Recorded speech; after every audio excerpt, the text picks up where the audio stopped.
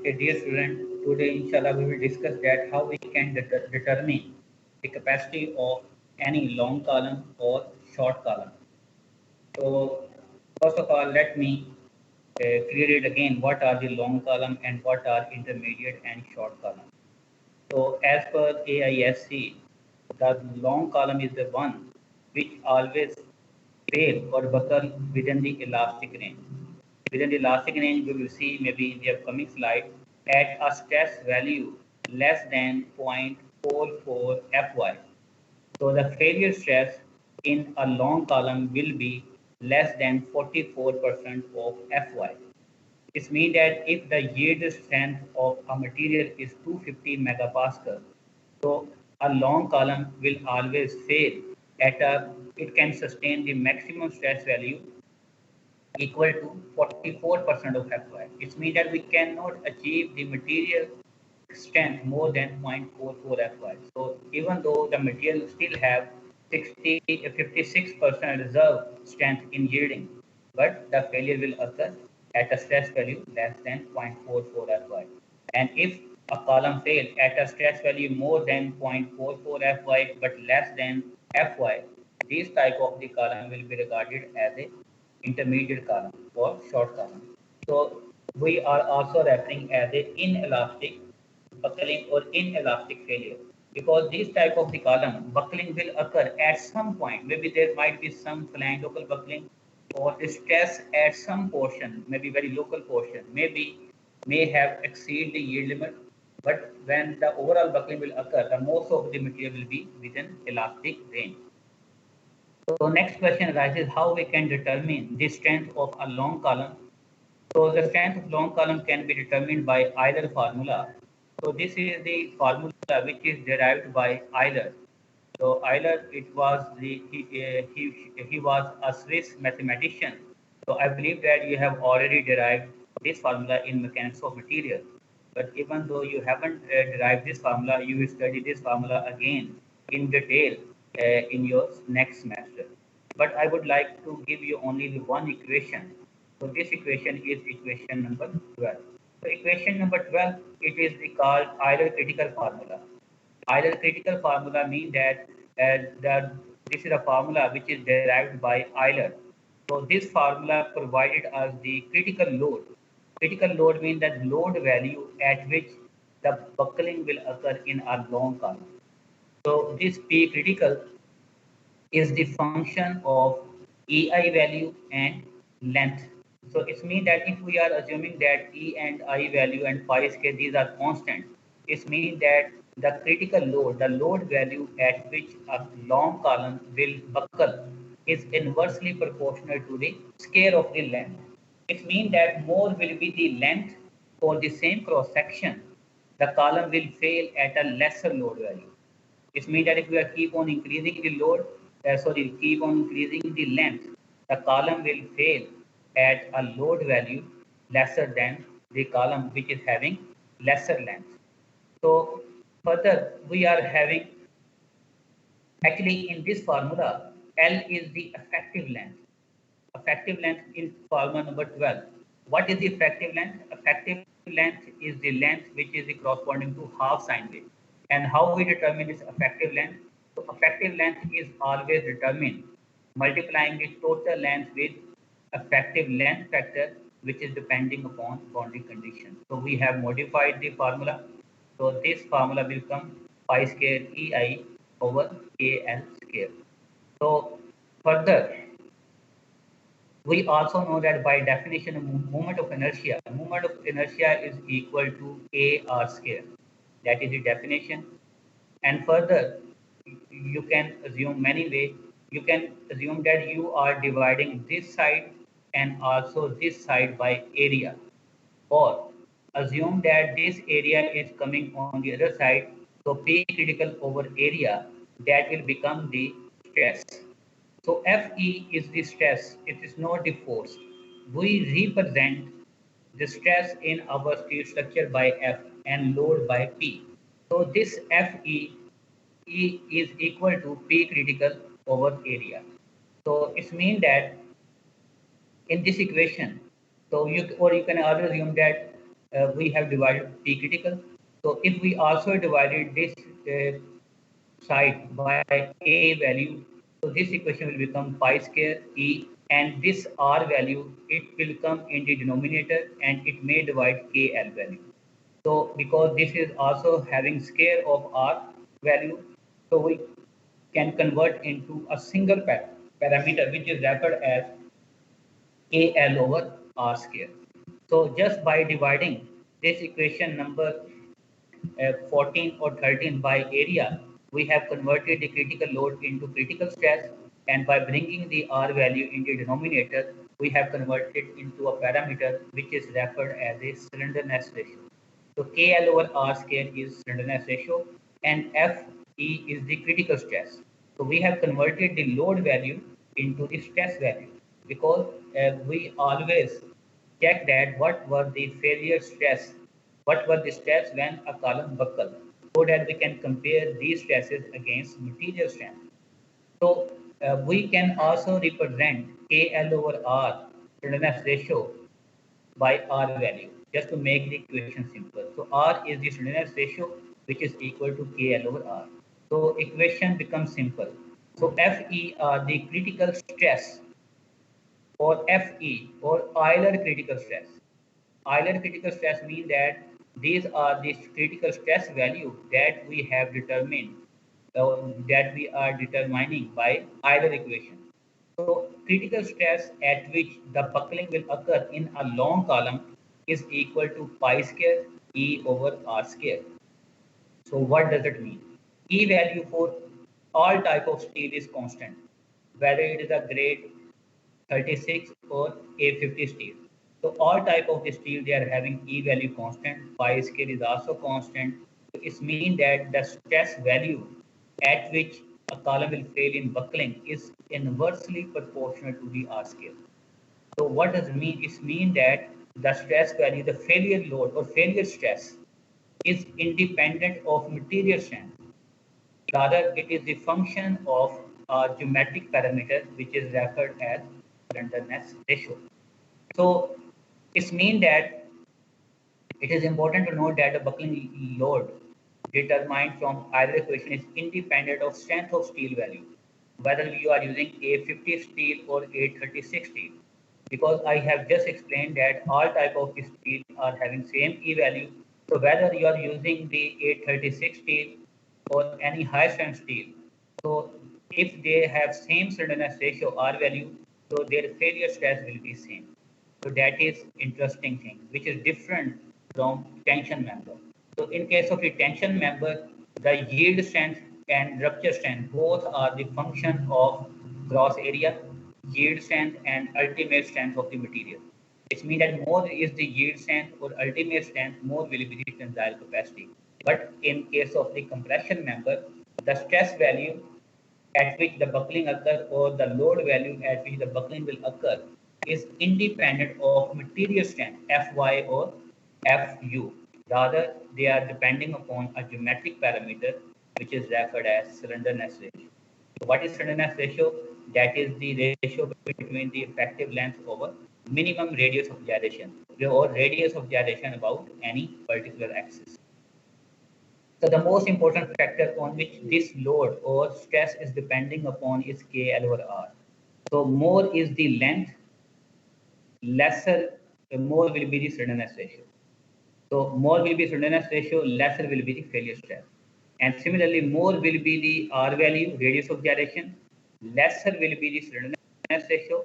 If slenderness ratio will be lesser, then if lesser is the denominator, more will be the stress value or more will be the capacity or the load at which a column will fail.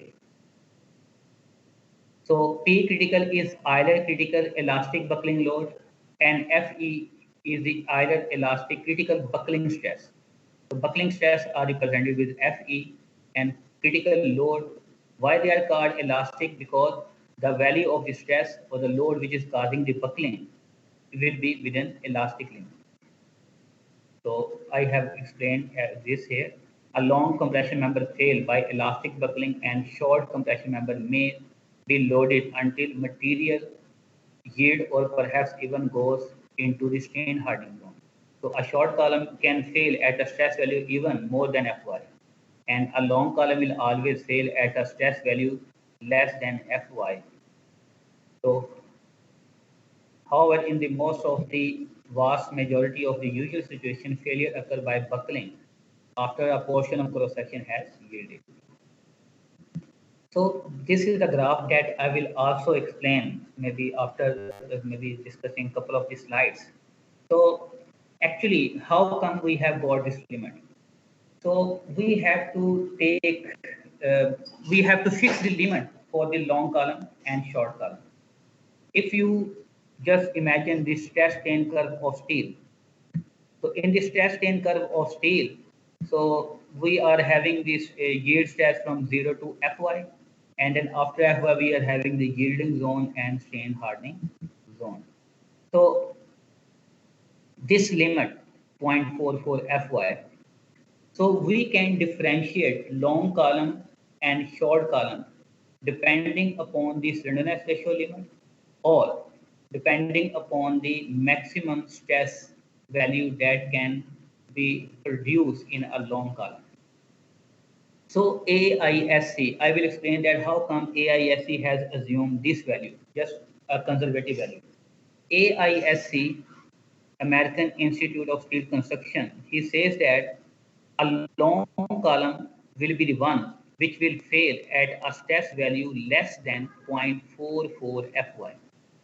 So this is the limit. So it means that all type of the long column, they will have the failure stress less than this value. So they cannot take the stress value more than this. So if we have fixed this value, then we can determine what is the corresponding slenderness ratio. So I think I have already added one slide. If it is there, yes, here. Why? How come they have fixed this value? So for long column, again, for the long column, we can use the Euler formula. So Euler formula, which we have derived, that is only applicable for long column. So maximum value of FCR. So let me modify this equation a little bit because just for your explanation. So that is not F critical, that is FE. FE are the Euler stress. And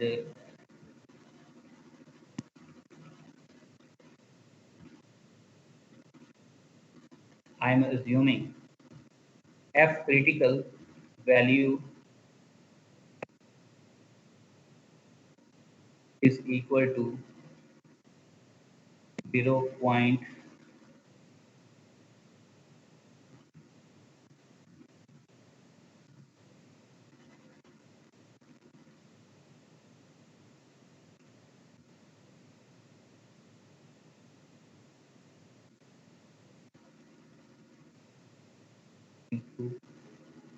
FE.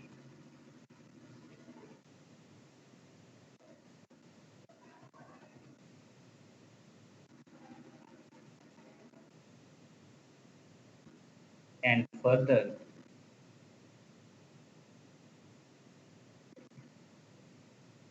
okay, here, that is it. So actually, this is the Euler critical stress formula, pi square E over slenderness ratio square.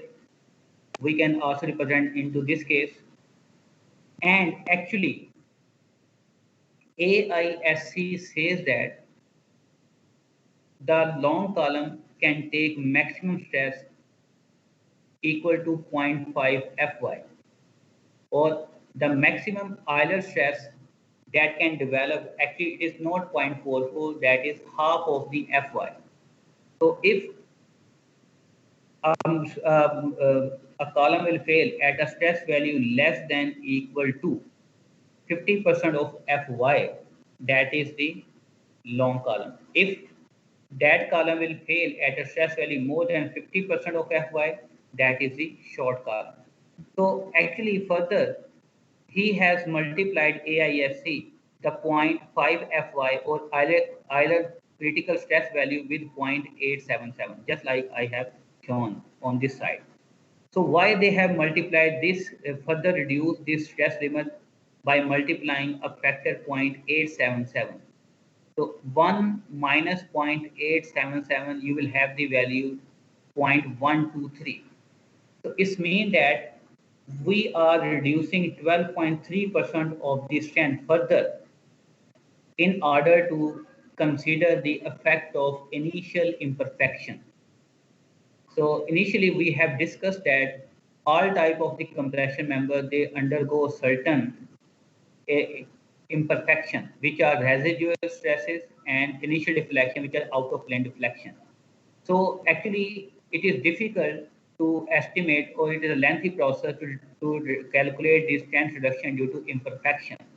So AISC says that if the initial deflections are within allowable range we will discuss in the next slide. If the maximum out of plane displacement is less than length divided by 1500.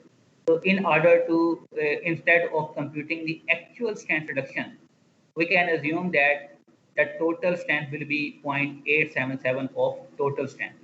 So we are reducing the strength by 12.3%. So 1 minus 0.877 is equal to 0.123 or 12.3%. So we are just considering 87.7% of the strength in order to consider the effect of out of plane deflection. So when this 0.877 parameter is multiplied with zero point 0.5, so it is giving the value critical stress 0.44 Fy. So actually we can assume this value equal to Fe. So if we are substituting this critical stress, so I suppose to use this as a critical stress also.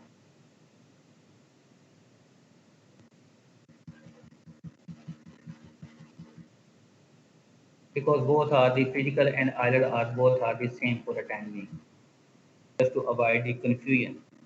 So in this equation, so if I can substitute the maximum limit or maximum stress value for which the Euler formula is applicable, it is equal to 0.44 Fy. And how come I got this 0.44 Fy? Because I am assuming Fe is equal to 0.44. If I will substitute the value 0.44 Fy, so for 836 steel, Fy is equal to 250, and pi square value is, the pi value is 3.141596, and E value is 200,000 megapascal.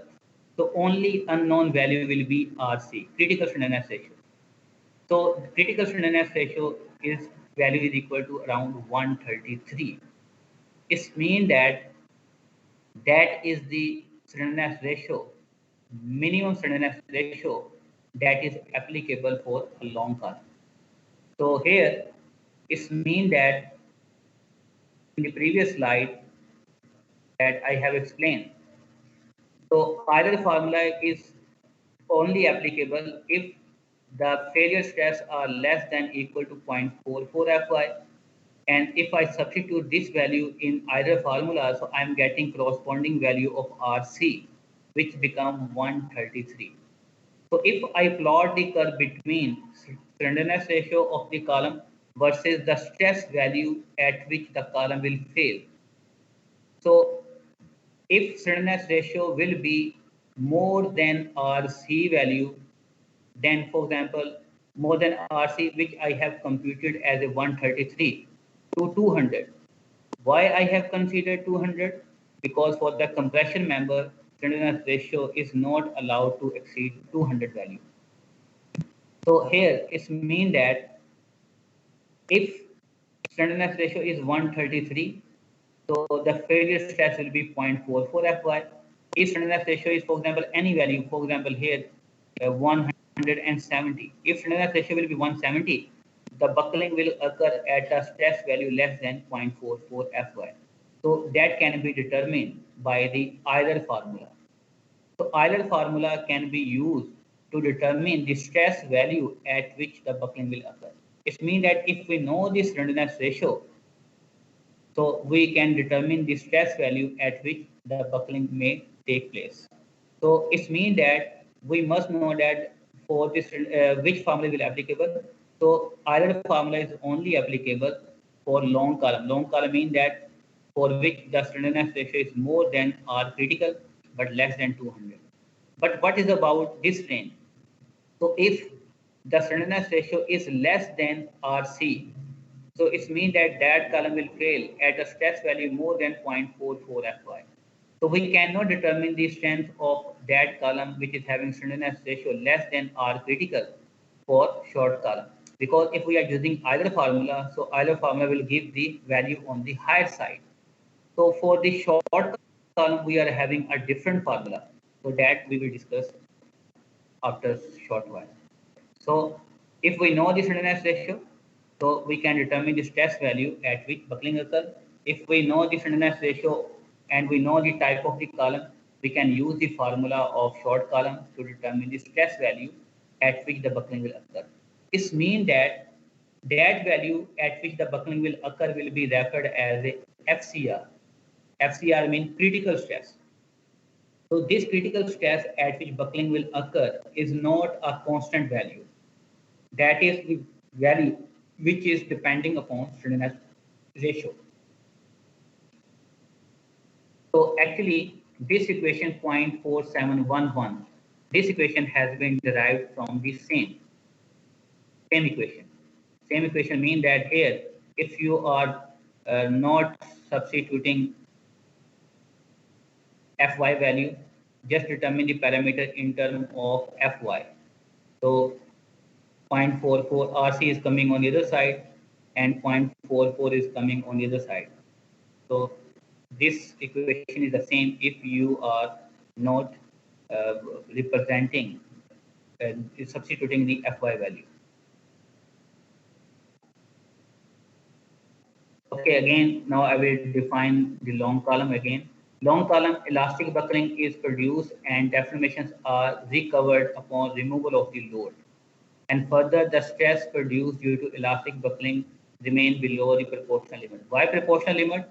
Because the maximum stress that may occur in a long column are 0.44 Fy. This means that all type of the long column, they will fail at a stress value less than 0.44 Fy, mean 44% of Fy. It means that all the deformation will be within the elastic limit. So what does it mean? If we are increasing the load on the long column, and if applied load is less than or equal to the P critical load at which the buckling will occur. If we remove the load, so all the deformation will be recovered. But if the load is, we have applied more than P critical or applied stresses are more than 0.44 Fy, column will suddenly buckle and will fail.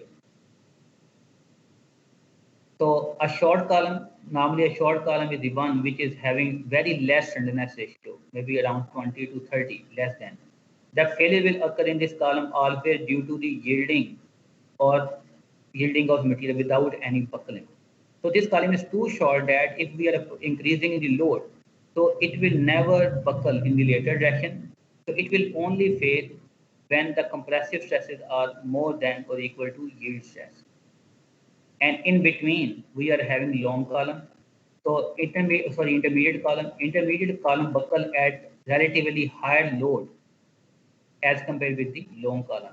Higher load mean or higher stress 0.44 Fy and less than Fy.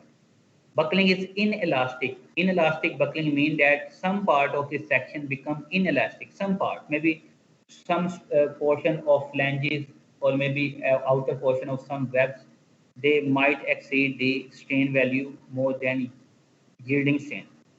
But overall failure will occur due to overall buckling. So column strength formula. So capacity of the column can be determined by this formula. So we just have one unknown value. What unknown value? Critical stress. And if we are multiplying the critical stress with gross area, that will be the capacity of a column in compression. So what does it mean here? We are neither we are using Fy or Fu, but rather we have to use FCR value. So FCR value is not a fixed value. FCR is the critical stress at which the buckling in any long or short column may occur. So it means that FCR value is the function of the slenderness ratio of the parameter. If our column is long column, then we will determine the FCR value by either formula. If our column is the short column, then we or intermediate column, then we will determine by a different formula. So this formula we will discuss in our upcoming slide. So first of all, let me reiterate the definition for the elastic buckling. Elastic buckling means that for the long column. What are the long columns, or in which column the elastic buckling will occur?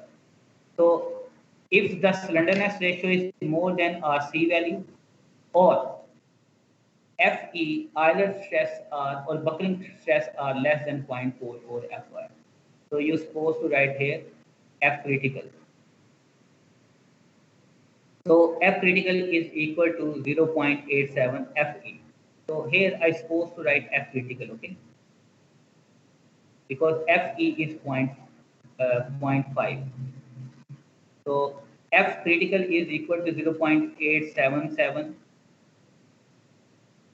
So I supposed to write here F critical because this 0.44 I have already obtained by multiplying with 0.877.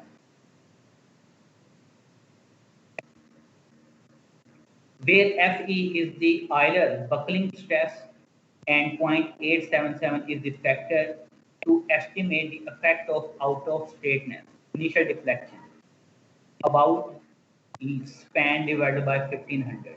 If maximum this out of plane deformation, initial deflection in a column is less than span length of the column divided by 1500, then we don't need to determine the actual reduction in distance. So we can use a factor lump sum. We can assume that 12.3% strength is reduced. So here I have explained. So if we are substituting the value of F critical equal to 0.44 Fy in the other formula, so we can determine the critical slenderness ratio, which will be 133.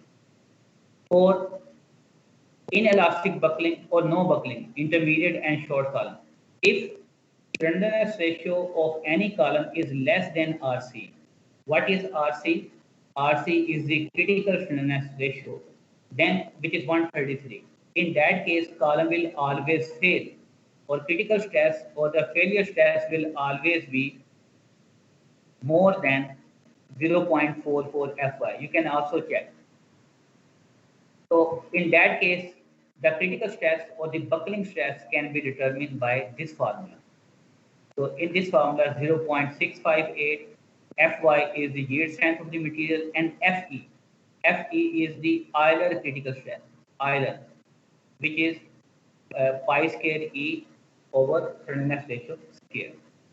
So actually, if you know the slenderness ratio and you know the Fy value, you can determine either critical stress, but for the solution of problem, you do not need to determine F critical value yourself.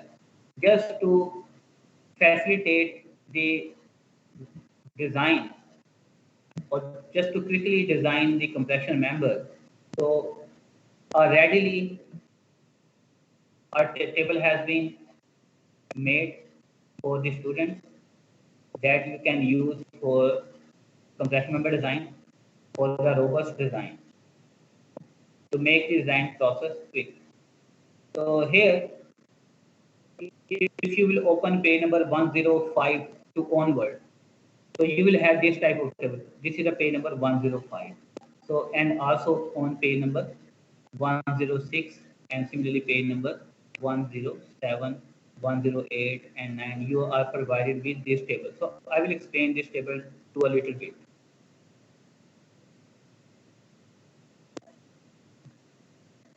So on this page number 105, so if you know the slenderness ratio, so these tables are only applicable for 8, 30, 60. So if the slenderness ratio is, let me check next table.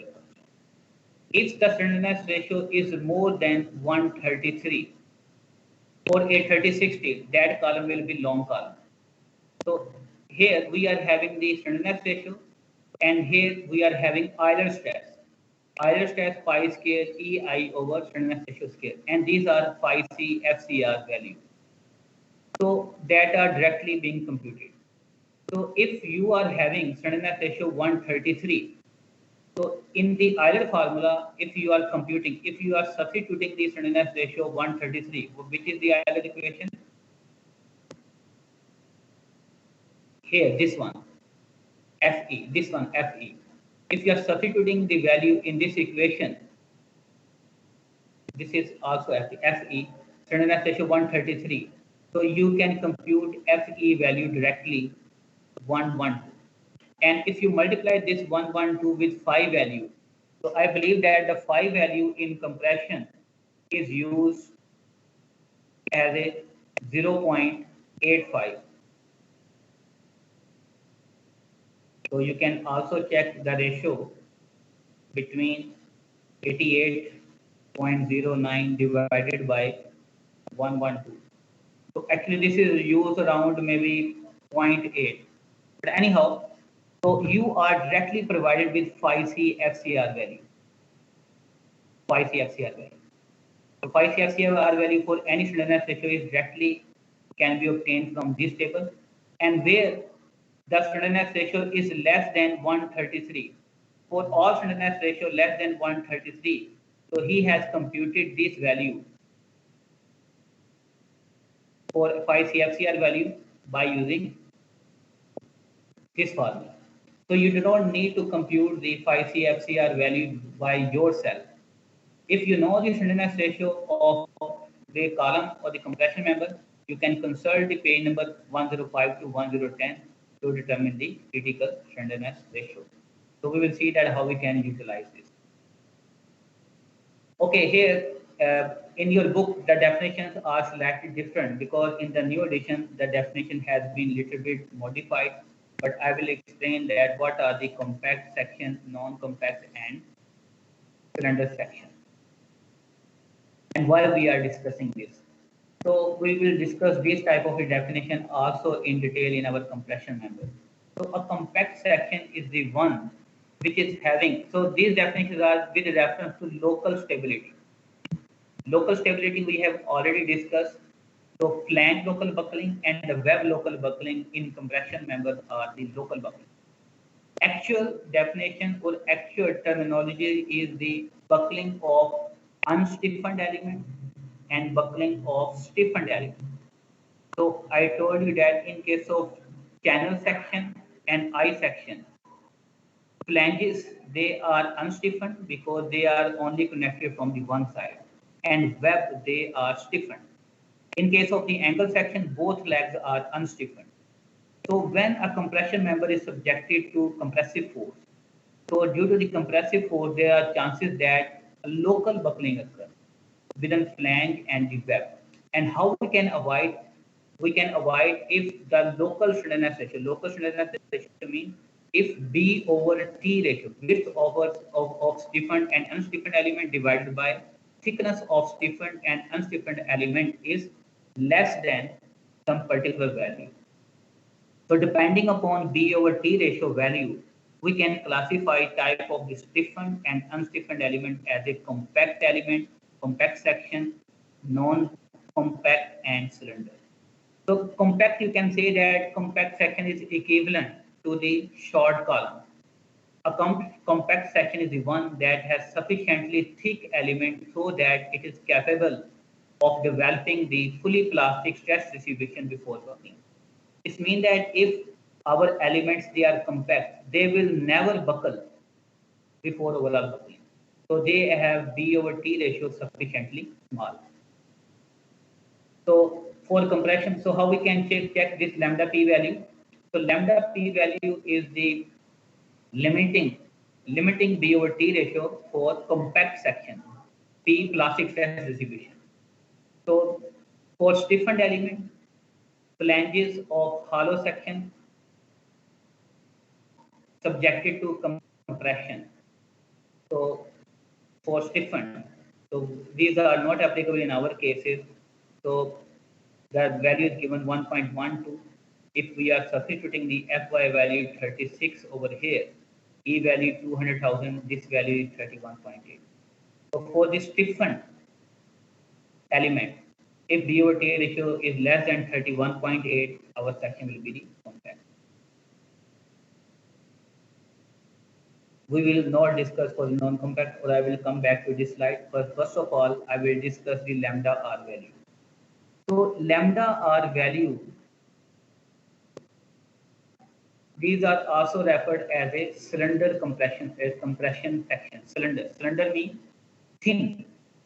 So if B over T ratio are more than this lambda R value, lambda R minimum value or limiting B over T ratio value defined by AISC for cylinder for the non for the elastic buckling. Elastic buckling means that if B over T ratio of our stiffened and unstiffened element will be more than lambda R value for cylinder section, then there is always chance of local flange buckling and local web buckling. So these lambda R values are specified by AISC. So when we are designing the compression member, we always keep the B over T ratio value less than this lambda R value. I think at the start I have spoken the wrong. So lambda R is the maximum allowable B over T ratio values for cylinder buckling or inelastic buckling. Sorry, elastic buckling. So how we can see this? So these values are defined by the code. So you don't need to memorize this value. So you can consult the table which are given in LRFD, or you can simply, if you are designing, so you can memorize also. So this table is also provided in LRFD, I believe page number 313. Yes, on page number 313 and 314. So unstiffened element. What are the unstiffened element? Unstiffened element are flanges. So first table is for the unstiffened element. So our unstiffened element in case of these are the flanges of channel section, maybe flanges of I section, and leg of angle section. So we are having different lambda R value which is given by AISC. Flanges of I section in pure compression, these are unstiffened. Projecting from compression element, outstanding leg of pair of the angles. So what is the value? In that case, B over T ratio of these flanges should be less than equal to 0.56 E over Fy. So this is the lambda R value. Lambda R value is the minimum value, minimum B over T ratio value. After that, the elastic buckling will occur in our unstiffened element. So if we are substituting Fy value here, 250 megapascal for 836, so this value is 15.9.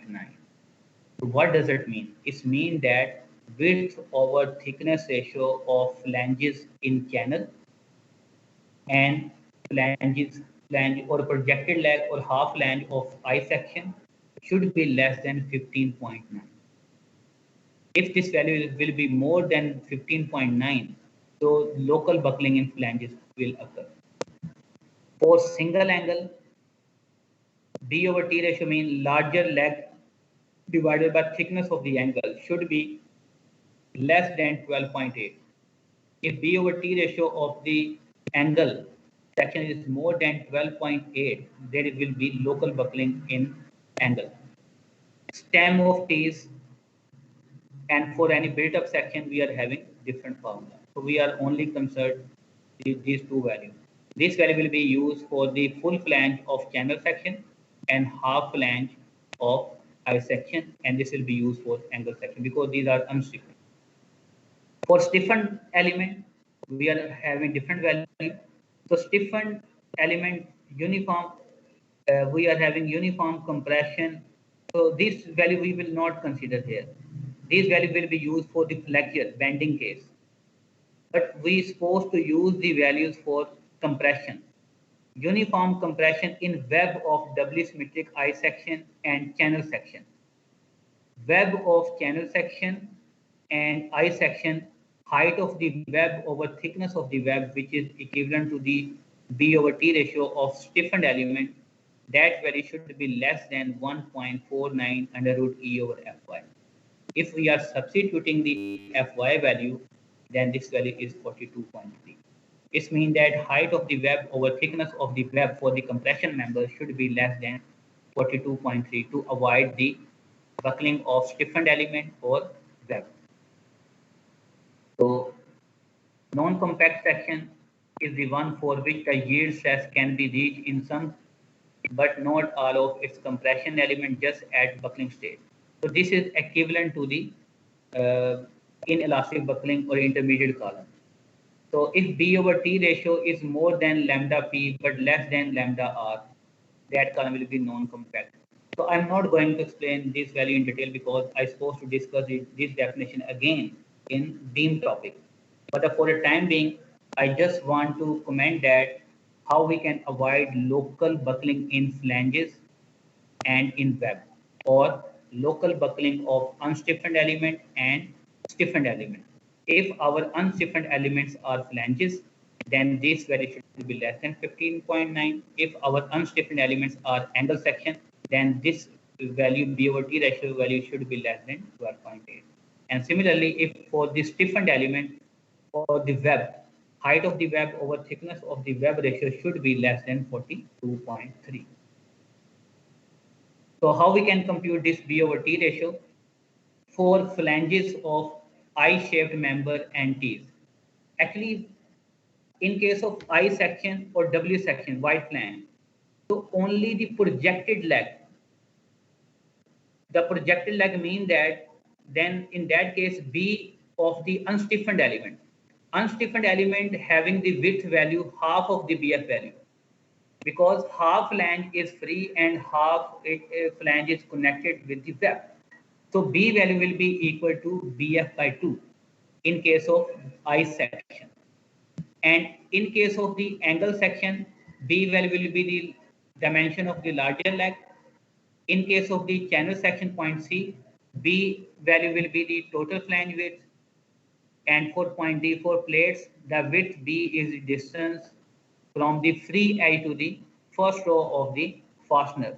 So this thing I will explain. So how I will explain, for example, for the built up section. So I will need to open maybe some other slides just to explain.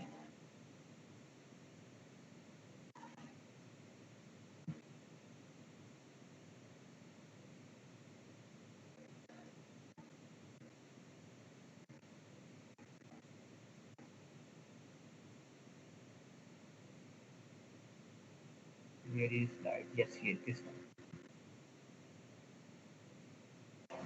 So for the built-up section means, for example, you can say that we are having this plate, it is serving as a flange, and we are using two plates which are serving as a web, and we have connected by fastener connection with the help of angle section.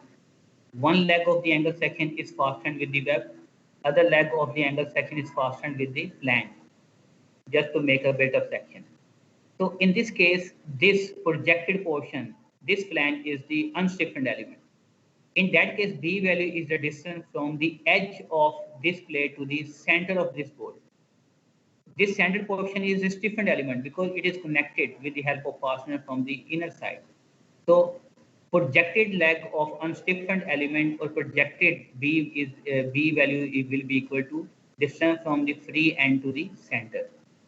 And similarly, in case of the welded, so this part of the flange is unstiffened element, which is projected, which is so in this case, B is the distance from the edge to the edge of this weld.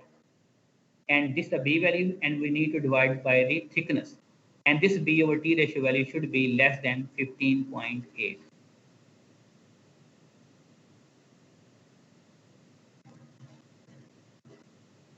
So I have explained this. And similarly, how we can compute the D over T ratio for the stiffened element. So for the stiffened element, web, they are stiffened. So we need to compute the height of the web. So height of the web is equal to total depth minus 2 times thickness of flange. So how I can explain? So here, in this section, depth is the total depth from the outer face of top line to the bottom face of the bottom flange. So height of the web is equal to total depth minus one thickness of the flange from the one side and one thickness of the flange from the other side. But in case of the built-up section, then height of the web is the distance from center of this bolt to the center of other bolt. Exterior, if we number of the bolts are more, then from the center of the outer bolt to the center of the outer bolts on the other side will be height of the web divided by thickness of the web. If we are welding in built-up section, then height of the web is a distance between the edge of this weld to the edge of the web on the other side. And I believe that if you are reading the slides, you can read yourself. So I will stop here. So here I will have a break, and I will continue. Break will be of maybe 12 minutes because time on my computer is 12:57. So I will continue the lecture at around 11:10.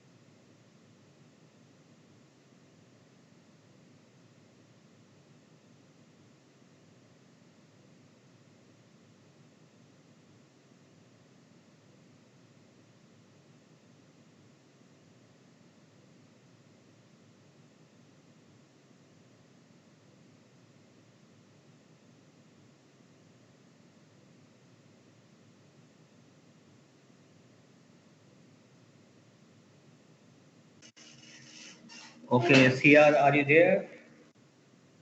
Class representative. Yes, sir. Or I have taken an important decision. I will not provide the recording of online lecture. Okay, sir. There is a reason, and you will come to know the reason at the end. जितनी provide कर दी हैं बस ठीक है, और नहीं। ठीक है, जिसने लेक्चर अटेंड करना है वो ऑनलाइन आए। ठीक हो गया?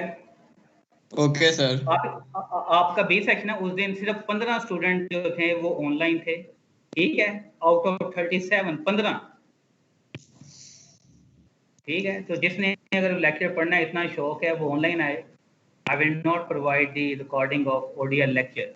बुक अवेलेबल है, खुद भी पढ़ें, अगर आप खुद पढ़ सकते हैं दैट इज ओके। तो 1 minute, I will start at 11:10।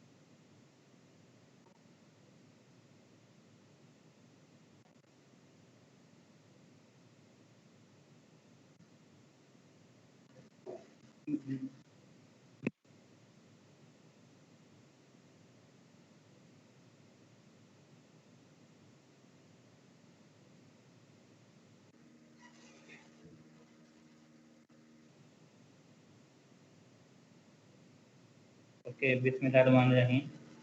Okay, can you hear me, Sia? Yes, sir. Okay, let me check the attendance first, then I will start the lecture. Roll number 56. Yes, sir. Present. 57, 58, 59, Yes, sir, 59. 60, Present, sir. 61, 61, 62, 63. Present 63. Okay, just wait for a while. I have to note that.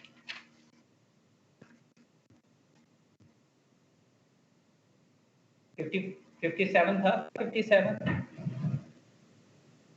Sir 57 roll number ही नहीं है class में हमारी में। 58 Yes, sir. Present.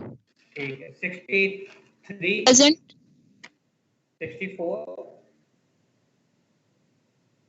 65 Present, sir. 66 sir 66 role number भी नहीं है वैसे ही ठीक क्लास में। ठीक है ठीक है ठीक है, 67 68 Present, sir. 68 है आपका, 68. Okay 69 Present. सर 62 70 प्रेजेंट है, मेरा माइक नहीं खुला था। ओके आज मुझे पता 62 मैंने मार थी आपकी। 70 Yes, sir. 71 72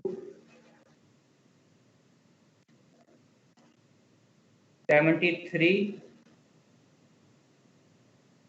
74 Present. 75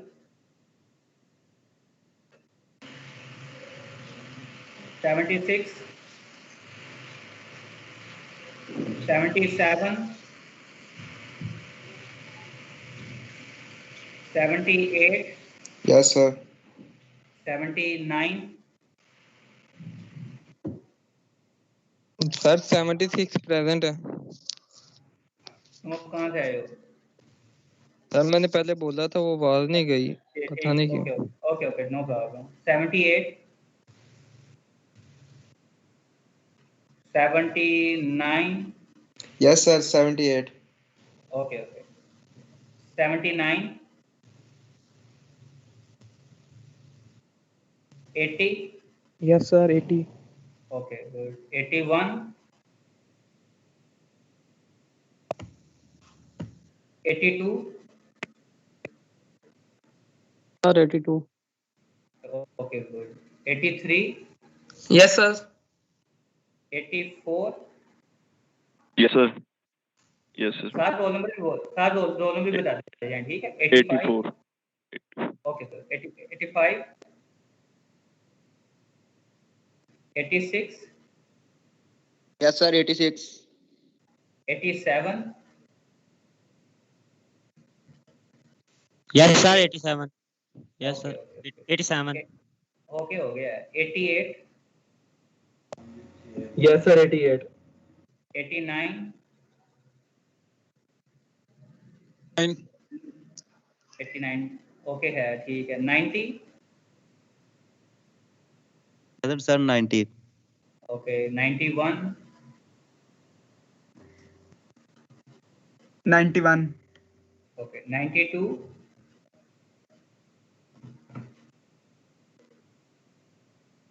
92, sir. ठीक है। 93 93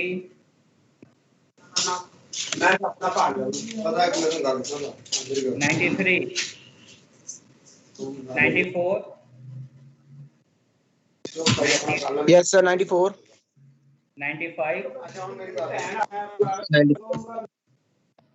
95 Yes, sir. 95. 96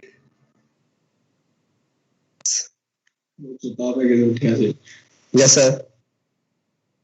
तुम एक ही जगह सारे बैठे हुए हो। No sir. चलो देखते हैं। 97 Present. 98 98. Sir, 98. ओके हो गया। 99 सर पिछली दफा भी मैं बोला था लेकिन माइक का इशू था। ओके ओके सुन रहा। 99 99 sir present. 100 Yes, sir. 101 Yes, sir. 102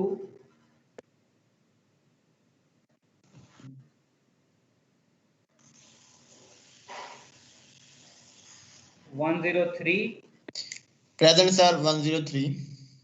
okay कोई है रोल नंबर इस क्लास में? Yes, sir. 104 Yes, sir. 105 sir 105 नहीं है, कुछ रिपीटर शायद कोई हो, एक दो I think. Okay, if there is any repeater, he can let me know his roll number. Any repeater?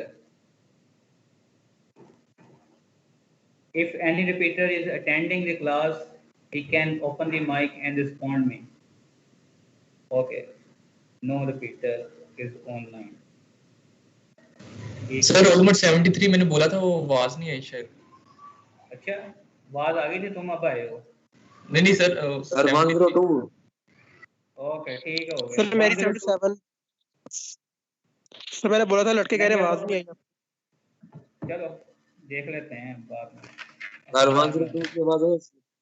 हाँ, आ गई तुम्हारी 102, तुम अब आए हो. और सर उसी वक्त बोला था, आवाज पता नहीं क्यों नहीं आई. ओके, ठीक है. Okay, let me start the lecture again.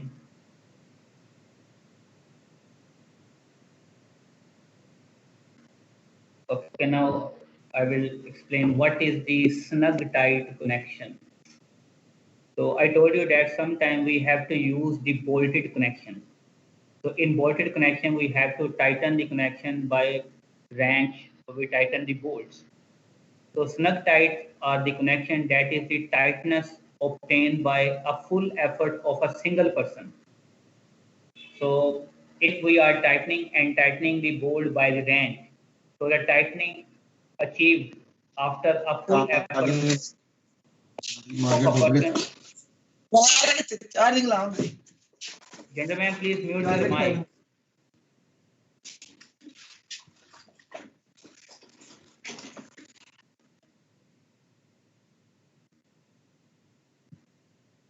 So snug tight connection is defined as a type in which plates involved in a firm connection or in a firm contact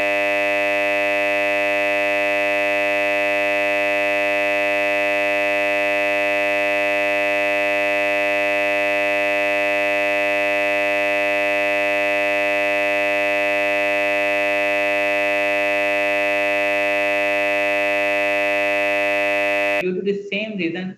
So a section is also having shear, and shear stresses are maximum along the neutral axis.